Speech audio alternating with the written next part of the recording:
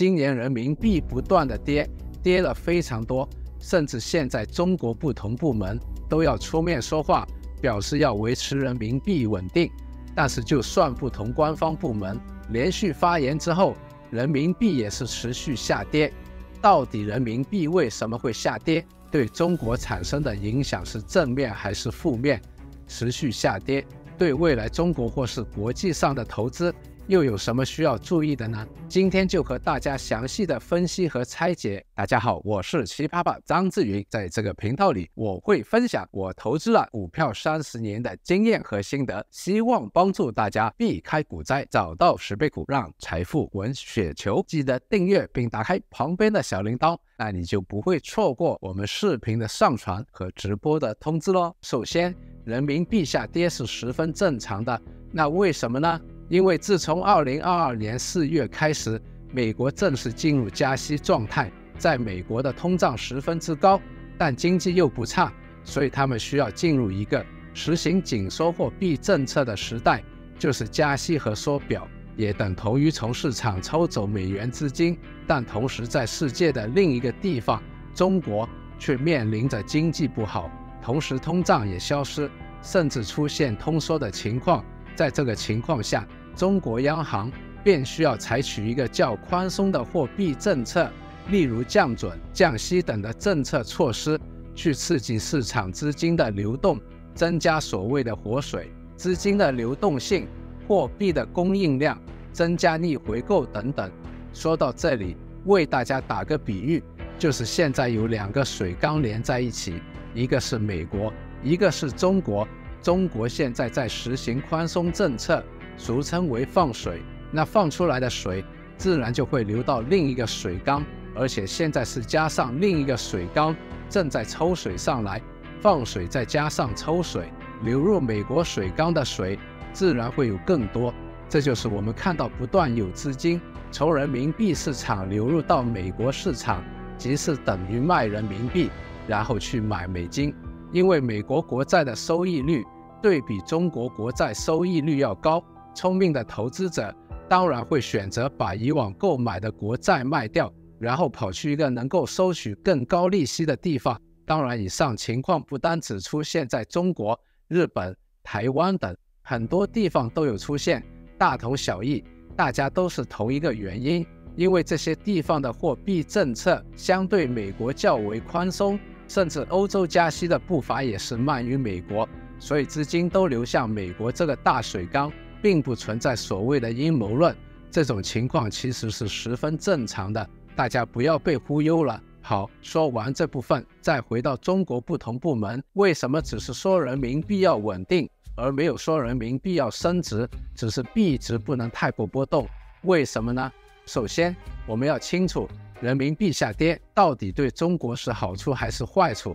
就算是好的话，为什么还需要稳定？首先，人民币下跌对中国而言是利多于弊的。我们先说弊处。第一，中国入口会变贵。中国虽然是一个出口较入口为多的国家，入口主要都是购买原材料，从贸易差额中也能看到，出口减去进口等于贸易差额，正数的话就是出口大于入口。中国从2005年左右开始，此项数据便一直稳步上扬。邻近国例如南韩则相反为常年的贸易逆差。那么说回到中国的情况，入口会变贵，因为兑换其他外币所需的人民币上升，所以相对等于购买入口产品时需付更高的人民币价格。但反过来，人民币下跌是有利出口的，因为对方购买中国产品的时候所需付的金额下降了，所以中国不需要将货品减价。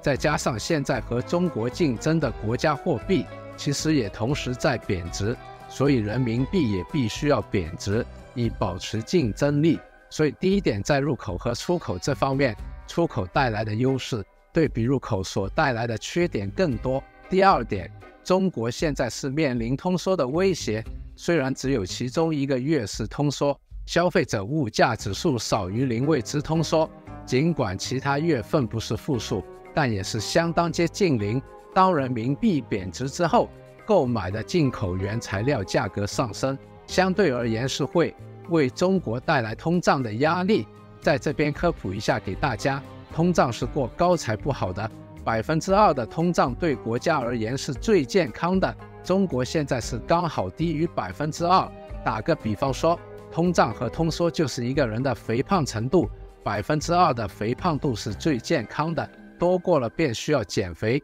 但是少过了就是营养不良，需要增肥。那么现在中国肥胖度就是营养不良，需要去吃更多从而增肥，所以下跌的人民币是有利通胀，有利中国增肥。第3点，中国的内房现在是面临很大的挑战，高的通胀是有利内房的，通缩是使到没有人愿意购买房子的，因为明天买会比今天买更加便宜，价格每天都在下跌，人们都会等待明天再明天再明天才去购买房子，也就是不愿意现在购买房子。相反，通胀，因为房子也是货品之一，高的通胀使到未来货品贬值，所以长远理论上来说，房子是有保值的作用，这也会刺激人民购入，所以等于高通胀是会成为挽救中国内房的其中一个因素。第4点，人民币贬值可能会吸引外国资金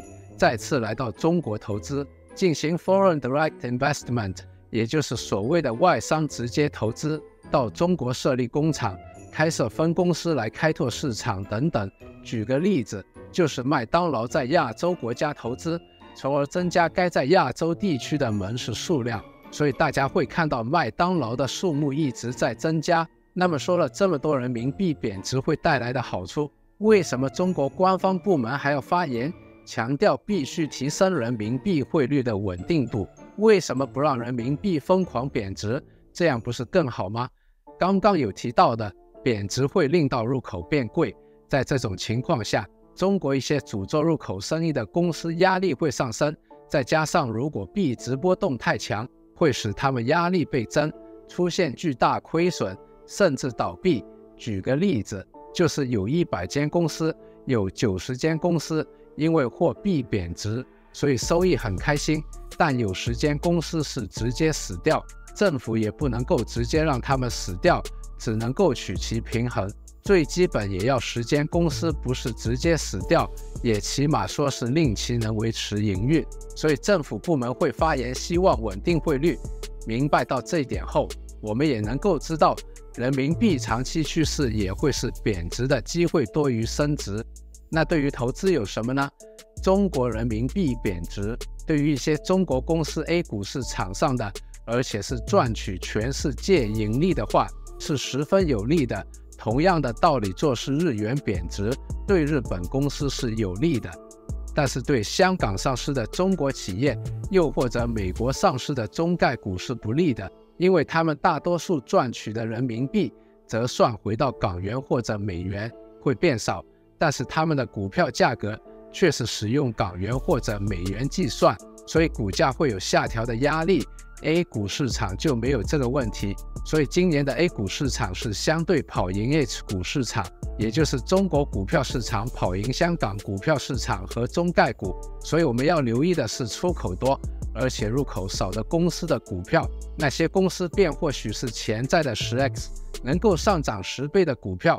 如果大家对10倍股有兴趣的话，我专门为你们拍摄了一个免费的公益课，是关于10倍股的，在资讯栏可以找到连结。看到现在你给自己个赞，也给我们一个赞吧，记得把今天的影片分享出去，那我们下次再见咯。